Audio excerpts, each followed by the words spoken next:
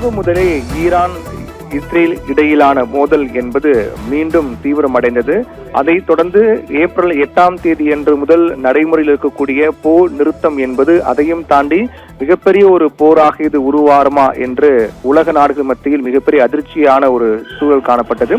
இந்நிலையில்தான் ஈரான் தற்போது மிக முக்கியமான அறிவிப்பு ஒன்றை வெளியிட்டிருக்கிறார்கள். அந்த அறிவிப்பில் தற்போதைய நிலையில் நாங்கள் எங்களுடைய தாக்குதலை தற்காலிகமாக நாங்கள் நிறுத்துகின்றோம்.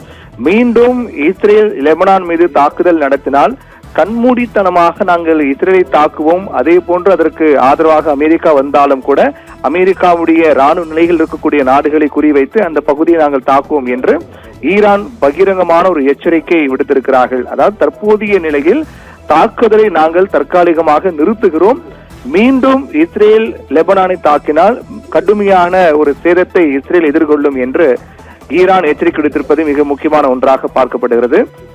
இந்த ஒரு அறிவிப்பு என்பது தற்போதைய சூழலில் ஒரு பதற்றத்தை தணிக்கக்கூடிய வகையிலான ஒரு நிகழ்வாகவே பார்க்கப்படுகிறது. ஏனென்றால் நேற்று இரவு இஸ்ரேல் மீது ஏவுகணை தாக்குதலை நடத்தியது.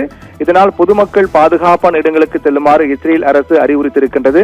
அதே போன்று ஈரானில் இருக்கக்கூடிய இந்தியர்களும் உடனடியாக நாடு திரும்ப வேண்டும், பாதுகாப்பான இடங்களுக்கு செல்ல வேண்டும் என்று இந்திய அரசும் அறிவித்திருக்கிறார்கள். ஈரானுடைய தாக்குதலை முறியடிக்கக்கூடிய இஸ்ரேலின் வான் பாதுகாப்பு படை முயன்ற போதும் மத்திய இஸ்ரேல் பகுதியில் தாக்குதல்கள் நடத்தப்பட்டது என்பதும் குறிப்பிட வேண்டிய ஒன்றாக இருக்கின்றது. இந்நிலையில்தான் மத்திய மற்றும் மேற்கு ஈரானில் இஸ்ரேல் ஏவுகணை தாக்குதல்களை இன்று அதிகாலை தொடங்கியது. அதாவது நேற்று கடந்த ஏப்ரல் 8 முதல் இருக்கக்கூடிய தற்காலிக போர் நிறுத்தம் தொடங்கியதிலிருந்தே ஈரான் நடத்திய மிகப்பெரிய தாக்குதலை தொடர்ந்து பதிலடியாக இஸ்ரேல் தாக்குதல் நடத்தி வருகின்றது.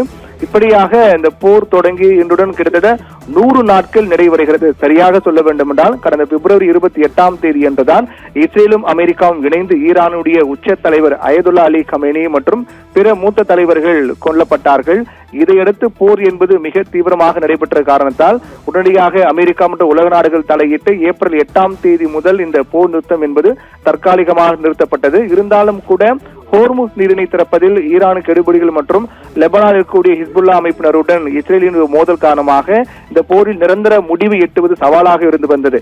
இப்படிப்பட்ட நிலையில் போரை நிறுத்துவதற்கான ஒரு நிலையை நோக்கி சென்று கொண்ட நிலையில்தான் திடீரென்று லெபனான் மீது இஸ்ரேல் தாக்குதல் நடத்துகிறார்கள். அதற்கு பதிலடியாக ஈரான் இஸ்ரேல் மீது தாக்குதல் நடத்துகிறார்கள். இதை விரும்பாத அமெரிக்க அதிபர் டிரம்ப் இஸ்ரேல் பிரதமர் பெஞ்சமின் நேதன்யாஹுவை தொடர்பு கொண்டு கண்டிக்கிறார்.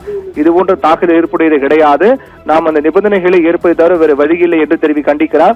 இப்படிப்பட்ட நிலையில் தான் தாக்குதல் தீவிரம் அடையுமோ, அமெரிக்காவையும் மீறி இஸ்ரேல் தீவிர தாக்குதல் மேற்கொள்ளுமோ என்ற ஒரு அச்சம் காணப்பட்ட நிலையில் தற்போது ஈரான் தற்காலிகமாக இந்த தாக்குதலை நாங்கள் நிறுத்துகிறோம், மீண்டும் லெபனானை இஸ்ரேல் தாக்கினால் தாக்குதலை தீவிரப்படுத்தும் என்று எச்சரிக்கை விடுத்திருப்பதன் மூலமாக இந்த தாக்குதல் தற்போது 8 முதல் நடைமுறையில் இருக்கக்கூடிய போர் நிறுத்தம் திடீரென்று நேற்று அதை மீறி நடைபெற்ற தாக்குதல் தற்காலிகமாக முடிவுக்கு வருவதாக பார்க்கப்படுகிறது. ஆனால் அதே சமயத்தில் இது மற்றொரு ஆபத்து உள்ளது. என்னவென்றால், ஒருவேளை ஈரானுடைய எச்சரிக்கை மீறி இஸ்ரேல் மீண்டும் லெபனானையோ அல்லது ஈரானையோ தாக்கினால் அது மிகப்பெரிய ஒரு சேதத்தை ஏற்படுத்தும். மீண்டும் பழையபடியே ஒரு பிப்ரவரி 28 பிப்ரவரி மாதம் தொடங்கிய போரின் இந்த தாக்கத்தை போல மீண்டும் அதிதீவிர போராக மாறுவதற்கான வாய்ப்பும் இருக்கின்றது. இந்த நிலையில் ஈரானுடைய நிலையை அடுத்து இஸ்ரேல் என்ன செய்ய போகிறார்கள் என்பதையும் பொறுத்திருந்து பார்க்க வேண்டும். அதை அடிப்படையாக வைத்துதான் இந்த போர் நிறுத்தம் என்பது தற்காலிக நிறுத்தம் என்பது அமைதியாக அப்படி இருக்குமா அல்லது அதையும் தாண்டி தீவிரமடையுமா என்பது நம்மால் கணிக்க முடியும்.